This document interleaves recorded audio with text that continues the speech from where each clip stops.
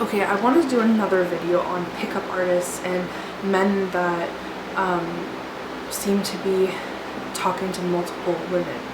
This was really a topic that interested me and bothered me all at the same time. I'm not really sure what men want because I'm not a man. And I don't know what most men want. But there's this weird thing going on called pickup artists, and it's very similar to scam artists. This guy would go around and talk to girls that were attractive, cute, innocent looking, or whatever. These girls were absolutely gorgeous, but they didn't have strong discernment. But like, it really bothered me seeing these scam artists scamming these girls that want the attention, that want a man's arm to cling on to. The fakeness behind it is what bothered me the most. The falsity, the scam in itself, the lacking of truth. That's what really bothered me, because it's not real. It's just a facade, and these girls don't know that. I don't know, maybe they found out after the fact what was going on, but it's just so, like, I mean, no straight man would do that, right? No straight man would do that, but a guy who wants to look like a player so he could hide his sexuality would do that. Okay, number one. Number two, a guy who has every intention to, what's the word? Destroy, pillage, and degrade and defile women has that inclination. And number three, well, narcissists or sociopaths or psychopaths, which fall under the category of those that are hosted individuals. True people don't do that to one another. A true good man wouldn't go up to a girl and be like, hey, what's up? So, you know, like, I need to get your number, and like, let's just walk the other way. All right, what are you doing? Oh, you're just frolicking around. Well, the frolicking has to end. Like, all that stuff. I mean, I had one experience like that I can remember in my early 20s. It was so brief, but a guy who was very, very, very interested and persistent, and that's all very nice and everything, but it was nice that he was so persistent, but he was in a rush or something. It seemed like I met him in one of my classes, and then he's like, let's go out for coffee. It was so fast, you couldn't even think. And after the coffee, I blocked his number.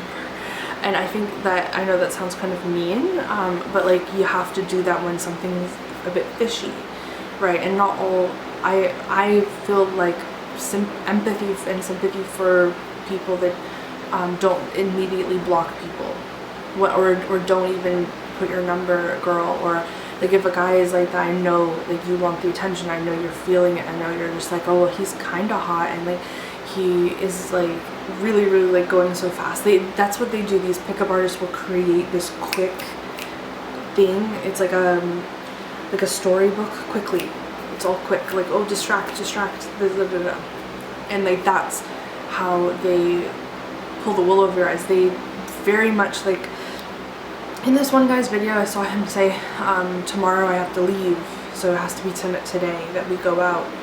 And, you know, he whirls you over to get ice cream, he'll whirl you over one place to the next, and it's not for love, it's for sex. And it's for how many girls I can get with, to reaffirm the fact that I'm masculine enough, or I'm good enough to his own narcissistic standards, or to some wound in their own. It's not evolutionary, it's not spiritually evolutionary correct to do something like that. It bothered me because it's like, what if I had fallen for a trap like that at 21? What if I met a guy that was making me feel so happy, and I spent a whole day with him, and he was to dump me just to have a notch in his belt, so to say, that we went out to a movie together, and he's like, I got to a movie with that girl. It's like the lengths that not only men but women as well, like I'm saying, just all of these types of narcissists will go to the lengths to destroy you at no regard for your downfall. They don't care what you have to deal with at the end. They just want what they want, and they'll leave. That's the same thing with salespeople. I left that career really quick.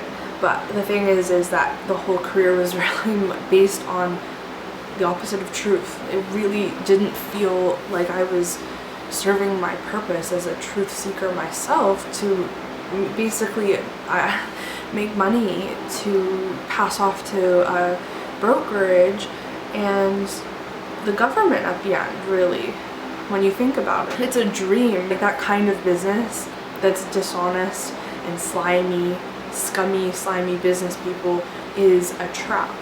And you know what? People will do that. And they all lie here, and as if they can convince you, yeah, I do that, and lie about it, it's so wrong. Pickup artists are another form of narcissism, another form of Tinder culture, another form of the false love setup. It's not real love, and these people are so deceptive. I don't understand why anyone would go for it, why anyone would do it. And the thing that bothers me also is there's just a guy in the background filming, and the guy who's talking to the girl is lying through his teeth the entire time. I think it's just to make out with the girl, or even to have sex with the girl, and that's it. It's not for a relationship. It's not for like actual love. It's not for actual love. Like, love is such a vague word, but I'm talking about the type of romance of the gods. You can tell someone is a narcissist by how they make you feel when you're with them. If they make you feel like you are a carpet that they walk on, or if they make fun of you and laugh at you without you knowing, and you thinking that they are laughing with you but they're really laughing at you, that's a narcissist.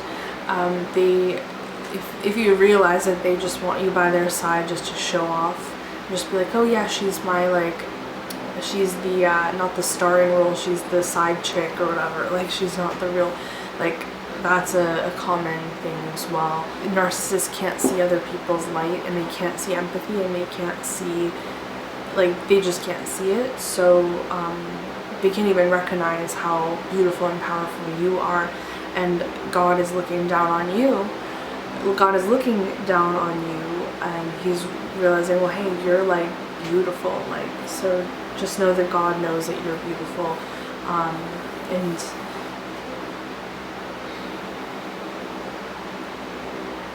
I forgot what I was going to say about guys and girls.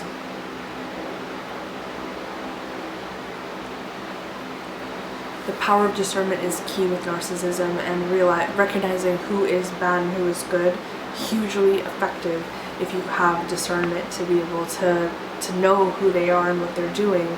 And it's really interesting to watch them follow in the same blueprint that they always follow in. And from my research, I've seen that narcissists are actually pretty much, they are like robots. They go on a cycle, and they're very predictable, and they don't have the ability to be creative and switch it up. They just do the same things.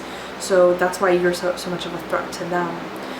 They cannot invent something new. So they have like their own arsenal, and you know the entire arsenal, and it's so predictable. Although you're caught off guard because maybe you still have hang-ups with you, the idea that you kind of still trust them, or maybe you have hope that they'll change, which you need to chuck that out into the garbage and just be like, bye, bitch, I don't believe you anymore. And just like leave it. Because a lot of these narcs, they disguise themselves that they've changed and they're different and they want a relationship with you, like as if, you know, like a friend. They want a friendship with you, or they like want to change, but they're really just the same that they'll ever be.